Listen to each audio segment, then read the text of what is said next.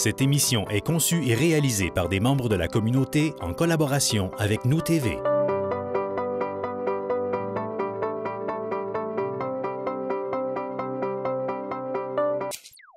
Bonjour tout le monde, ici Mélissa Raté. Bienvenue à Zone scolaire. Je me retrouve au CFP Alma, plus précisément au pavillon de la santé Marie-Hélène Côté.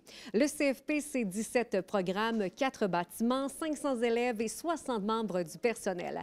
Nos invités, Manon Lepage, directrice du CFP Alma, Suzanne Bilodeau, conseillère pédagogique, Julie Gay, enseignante en assistance technique en pharmacie et Roxane Thibault, présidente de la commission scolaire du Lac-Saint-Jean.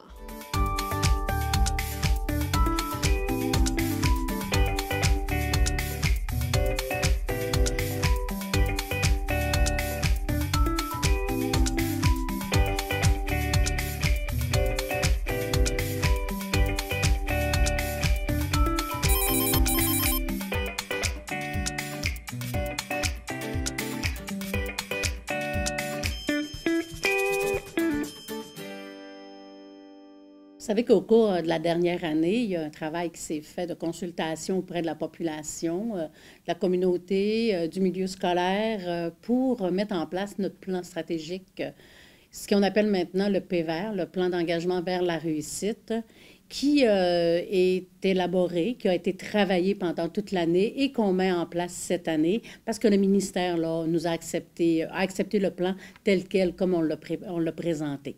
C'est un plan qui va aller chercher les besoins des élèves. On travaille toujours avec les forces de nos jeunes et on travaille pour la réussite et la planification de l'avenir de nos jeunes.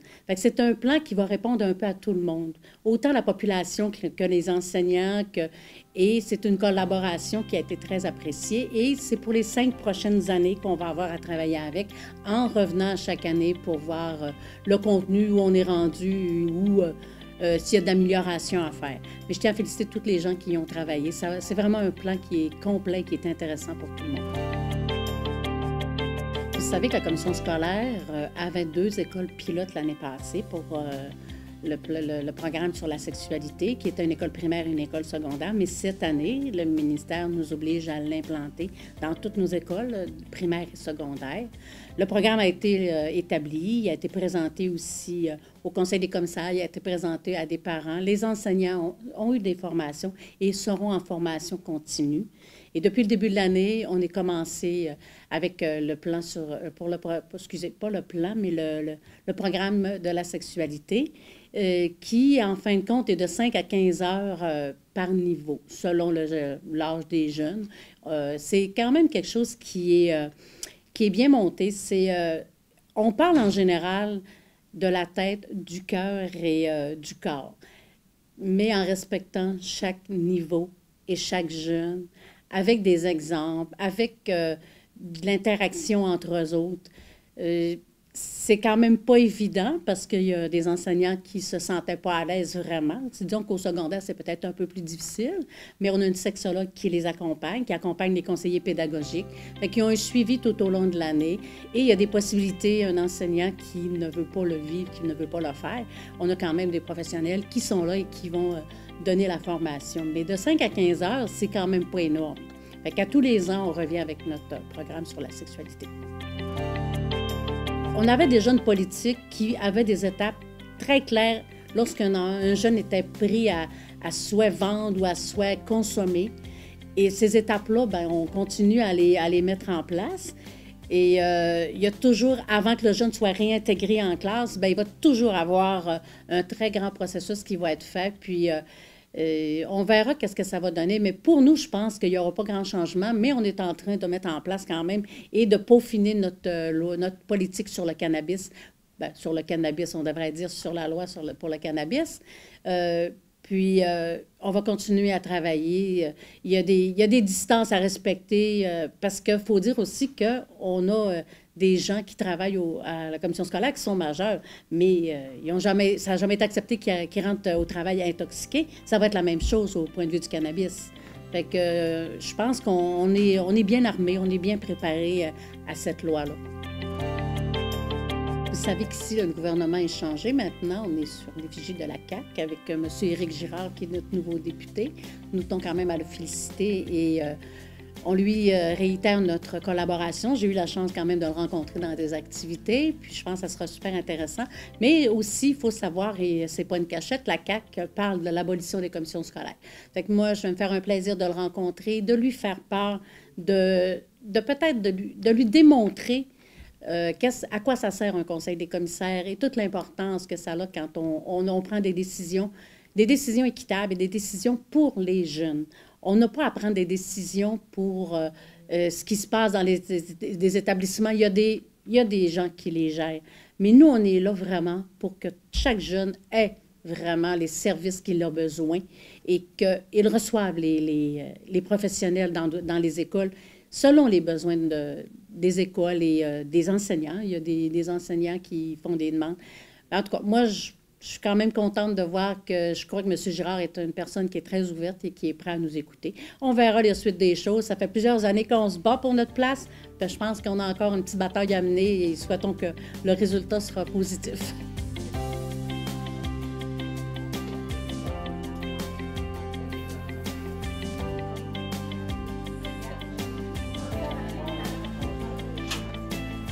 On développe actuellement l'alternance travail-études, c'est-à-dire que les formations se donnent davantage en entreprise. C'est plus qu'un stage en fin de formation, mais ça peut être de 20 à 50 des heures qui se donnent en entreprise.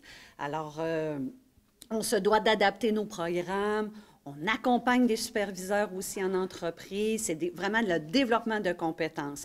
Alors, je vous dirais que c'est très stimulant pour notre clientèle, puis à la fois très intéressant pour les entreprises qui sont actuellement en grande demande de main-d'œuvre. Alors, c'est gagnant-gagnant de part et d'autre. Le numérique prend davantage de place au CFP Alma. De plus en plus pour la supervision de nos stages. Oui, on visite les entreprises, mais il y a beaucoup d'informations qui se transigent par le numérique. On a des projets aussi, on expérimente actuellement afin de pouvoir donner des DEP complètement, les heures au complet en entreprise. Alors, on expérimente actuellement sur informatique. On a des élèves qui sont en classe, puis des élèves un petit peu partout sur le territoire qui sont capables de suivre quelques compétences. On a des exemples concrets aussi en production animale. Alors ça, c'est fort intéressant. On utilise les tablettes, le cellulaire à des fins pédagogiques. On a même fait l'acquisition dernièrement de lunettes qui nous permettent de visionner des vidéos 360. On les utilise davantage pour faire le recrutement actuellement, mais bientôt, c'est quelque chose aussi qu'on veut intégrer dans nos formations. Visitez notre site cfpalma.com, notre site Internet. On a une page Facebook aussi qui présente toujours nos nouveautés parce qu'actuellement, on est en période de recrutement pour janvier en esthétique, chez les préposés aux bénéficiaires aussi. Puis tout au long de l'année, en soudage, secrétariat, comptabilité, technique d'usinage, il y a possibilité aussi de s'inscrire. Alors, visitez notre site et notre page Facebook.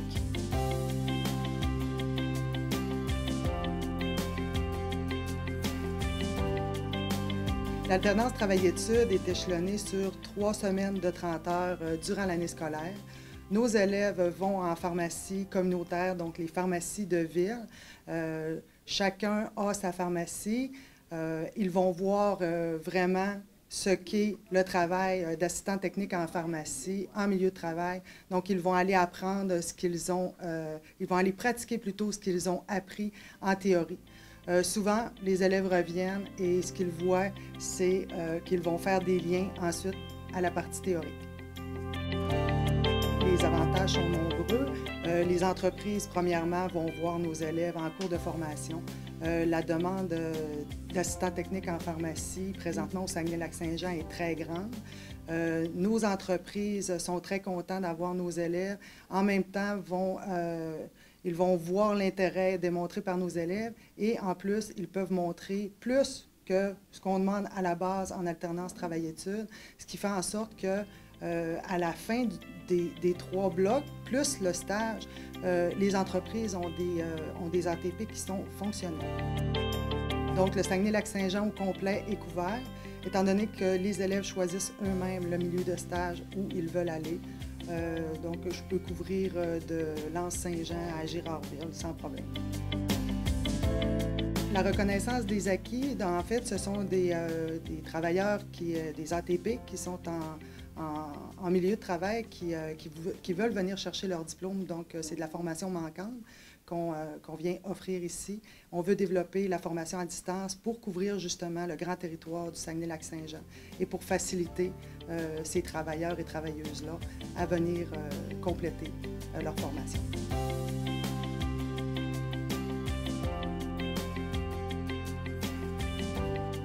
Partenariat qui s'est fait depuis pratiquement une année avec l'équipe du CIUS Saguenay-Lac-Saint-Jean. Donc, on est allé dans le nouveau programme assistance à la personne en établissement et à domicile qui fait qu'on a des préposés en établissement de santé autant qu'à domicile.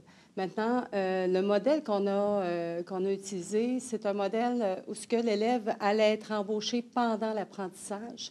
Donc, il y a eu un travail qui a été fait avec ces partenaires-là. Donc, on a vraiment regardé qu'est-ce que voulait dire embaucher une préposée qui n'avait pas acquise, une ou un préposé qui n'avait pas nécessairement acquis toutes les connaissances nécessaires pour être capable de prendre soin et de faire ses tâches.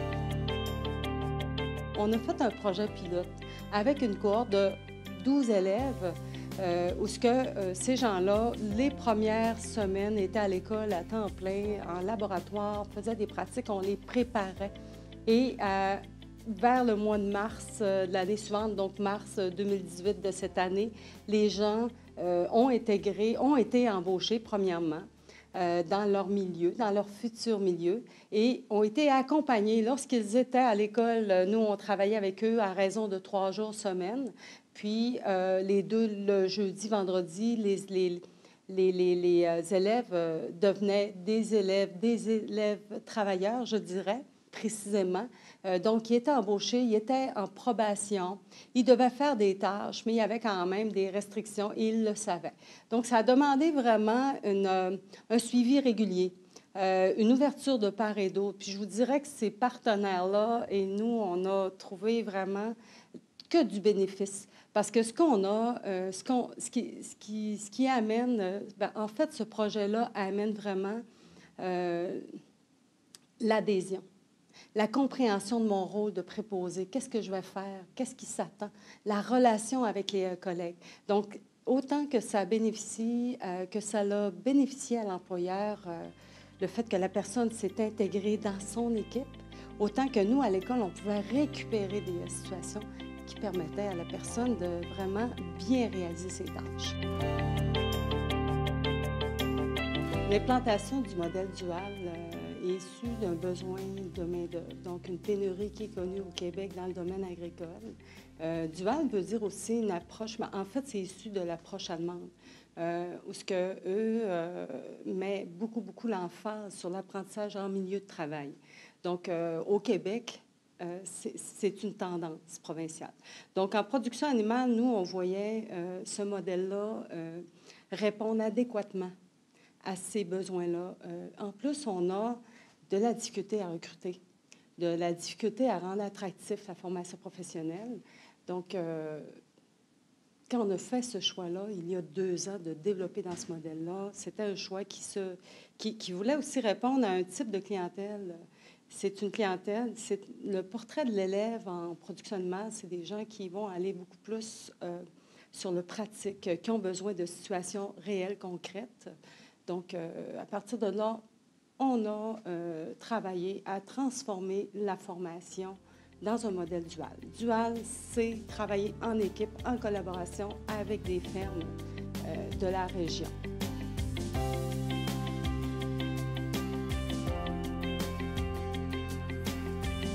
Merci beaucoup à nos invités. Je vous invite à visiter le site Internet www.cfpalma.com pour plus de détails sur les différents programmes.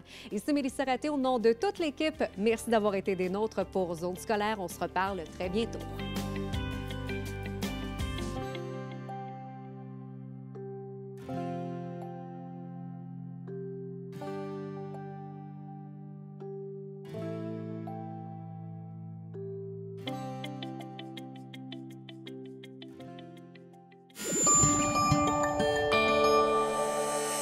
Nous TV, fiers de faire rayonner notre communauté.